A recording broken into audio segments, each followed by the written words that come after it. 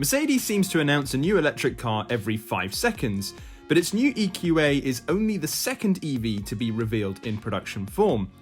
Joining 2019's EQC, the EQA is a smaller, all-electric crossover that Mercedes hopes will go head-to-head with the Tesla Model Y and Volkswagen ID.4.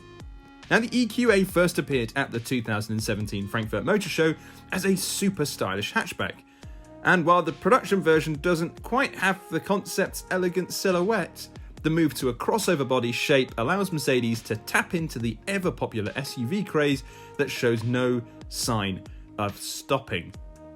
We've put together a list of 5 things you need to know about the GLA to tide you over until its arrival sometime in the spring.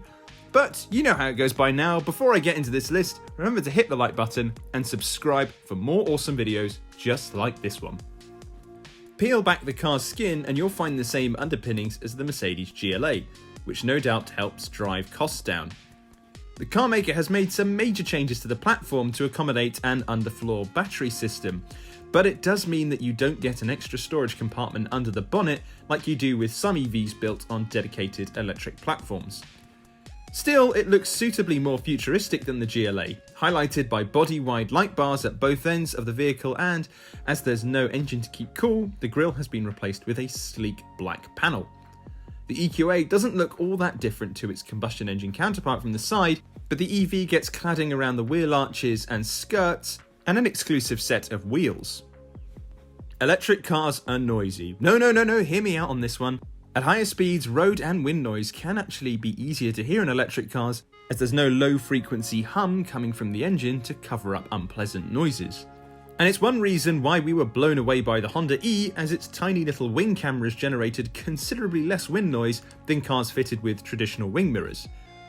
While the EQA gets good old-fashioned door mirrors, Mercedes has introduced a more sculpted design to help cut through the air and, therefore, reduce wind noise.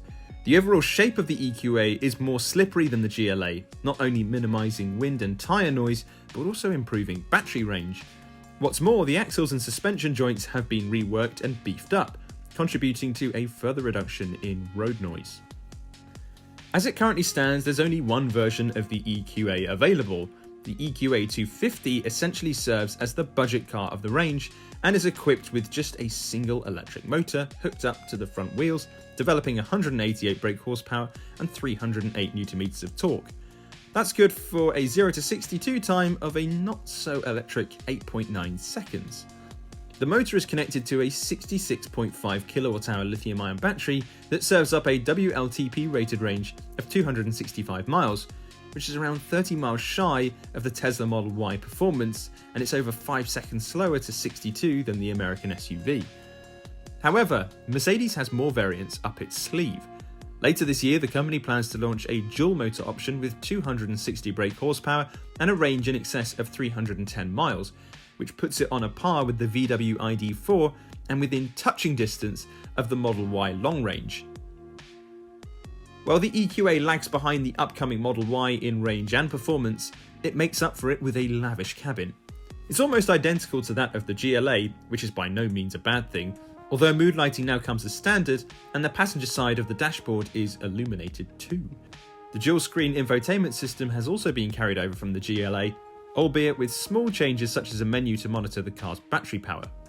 It's also worth noting that you get a pair of 7-inch screens as standard, though you can upgrade to flashier 10-inch panels by spending a bit more money.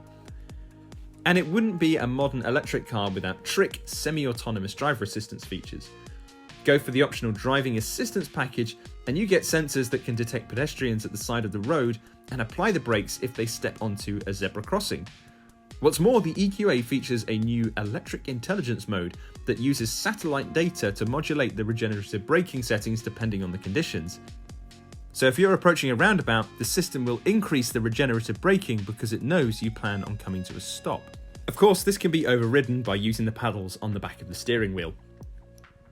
Prices are expected to start at around £39,000 after the £3,000 plug-in car grant has been applied, making the EQA some £25,000 cheaper than the entry-level EQC. Not bad, considering both cars are 5-seaters. That being said, it's still a fair bit more expensive than the admittedly less lavish Kia e-Niro, and we're expecting the Model Y long range to undercut the EQA by around £5,000, although it's not due to arrive in the UK until next year. We'll reserve judgment until we get behind the wheel of the new EQA, but in the meantime, head over to yesauto.com for all the latest car news and reviews.